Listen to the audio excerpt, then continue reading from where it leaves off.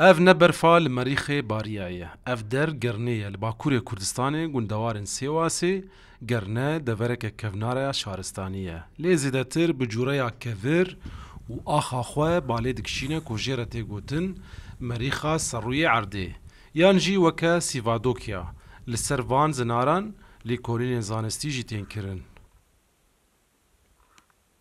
Yaklaşık 25-30 milyon yıl önce yatay olarak çökelmiş. Li gorî lêkolînên Erdenasiyê ev zinar 25 heta 30 milyon sal berê ji ber li vînên Erdê çêbûne qumê li ser hem berberf baranê xwara digre û dibe sedemên durustbûna zinarên asê. Herçend ev dever ziwabe jî bihara giya heye û balîndeyên wek hecîleglek, kew û pezê kûvê û gur li deverê zêde ne. Beyaz akbaba, kara leylek.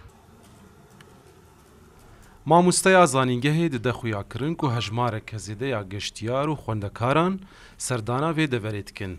Çalakiyên cûr bi cûr tên li darxistin. Hemû kesên tên vê derê jî wek parçeyeke ji dunyayeke din dibînin. Dünyadaki Mars'ımızı size anlatmak gerekirse. Ji vê derê re em dibêjin Sîvadokya. Gelek zanist jî tên lêkolînê dikin. Ji xelkê jî gelek kes bo aheng û serdanan tên. Hevjînên nû bo wênegirtina wêneyan serdanê dikin. Ev der Merîxê Dinyayê ye. İşte duruşları falan böyle. Zinarên gernê wek deverên süruştî û parastî hatine ragihandin. 30 kîlometre ji Sêwasê dûr in.